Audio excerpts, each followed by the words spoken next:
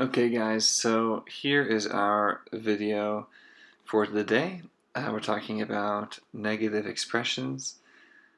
So we're going to look at this. Spanish dictionary is very helpful. I hope it's helpful for you guys. But we have some examples of negation. We've done this before where we put no before the verb, like no me gusta este libro, for example. Very simple stuff. Something that's interesting is this exclamation mark. Never separate the direct or indirect object pronouns from the verb. Just place the negative word in front of it, like no lo conozco or no me hables. That's something we haven't got into just yet, but we will eventually, those pronouns. Anyway, here's a quick list. I'd pause the video here and add these to your notes. Some common negative words and phrases. And then here are some, we'll get into these example sentences of some negative words from the table above. No hay nadie en este club. No quiero comer nada. No quiero ni pizza ni pasta. Como espinacas, no como espinacas nunca. No hablo mucho tampoco. Todavía no terminó. Y ya no vive aquí. So double negatives, it's okay in Spanish. It can be a little confusing. But anyway, sometimes we can leave the no out of the sentence. For example, nunca compro verduras aquí. Tampoco me gustan los tacos de puerco. And nadie vino. So we're going to jump into this practice quiz here. It's a little helpful. They're giving us a positive sentence, and we are rewriting it as a negative sentence. So in order to do this, we're just putting no in front of the verb. So we need to find the verb, which is son. We put no son razonables. All right, here hay una mancha en el papel. We can rewrite it as no hay una mancha en el papel. I is our verb, there is. It's the easy one. No hablo español. I spelled the hablo incorrectly here, but it's okay.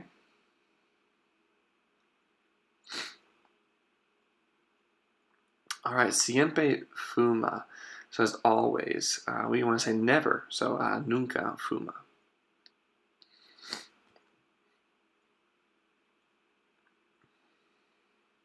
Quiero leer el periódico. All right, well, leer is a verb, but it's in its infinitive form. So we want to use our negative word before the first verb or the conjugated verb. So no quiero leer el periódico. Here we can change this to no debo comprar. So this one's a little tricky. I should not buy bread and butter. Here it kind of gives us a correction. It wants to say ni, so I don't want to buy. I should not buy neither pan nor butter. I like this or version where it says no debo comprar pan ni mantequilla. It makes more sense to me. I shouldn't buy bread nor butter. All right, here, one that we've seen before, no me gustan las zanahorias.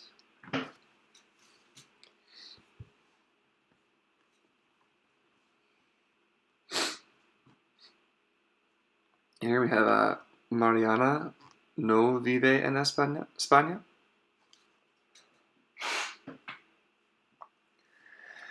I got the sniffles here, guys. I'm sorry about that.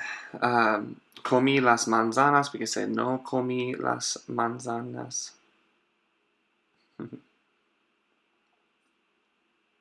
All right, las fresas están maduras. So, las fresas no están maduras. Pablo quiere algo para comer. Okay, here's something that's interesting. So Pablo wants something to eat. So Pablo no quiere.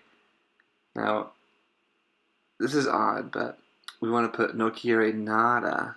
So nada is the opposite of algo. So he does not want nothing to eat. And that's a double negative. It can be kind of confusing. It makes sense in English to say that he doesn't want something to eat. But in Spanish, we want to say no quiere nada, does not want nothing to eat. Alright, so I'd encourage you guys to finish this practice quiz as it will help you a lot. Also, we have this new negative word, ninguno. Ninguno can be used to say none or not a single one. They're generally used in singular form, and they match the noun they describe in gender. So there's the big difference between nadie and ninguno, is that ninguno needs to match the gender of the noun that it's describing. Also, ninguno can stand alone, or they can go before a noun. So it breaks a couple rules here that we might be used to. But here, as we get into this activity, we'll see we have ninguna, ninguno, nunca, nadie, nadie, nada. It kind of is redundant, especially since nadie can mean a similar thing as ninguno. But we're gonna go through these together, show some options that make sense. So we're choosing the corresponding negative word that matches this question. So number one, ¿a quién le gusta este juego? So who likes this game? And we could say a nadie. We could say nobody. Nobody likes this game. Makes sense to me. Alright, so moving on to number two. ¿Qué te gusta hacer en tus ratos libres? This is asking, what do you like to do in your free time? And we could answer this, we're answering it as a negative answer. And we're not going to say none or not a single one. We're going to say, well, I don't like to do anything. Nothing. Which would be option F, nada. Number three, ¿cuándo quieres ver mi colección de estampillas? When do you want to see my stamp collection? Never. I never want to see it. So we could say nunca, which means never, which is option C. And then number four, ¿en qué actividades del colegio participas? So what school activities do you participate in? I don't participate in any school activities, so not a single one. So we could say option A, en ninguna. Now we're using en ninguna because actividades is a feminine form, a feminine word, female word.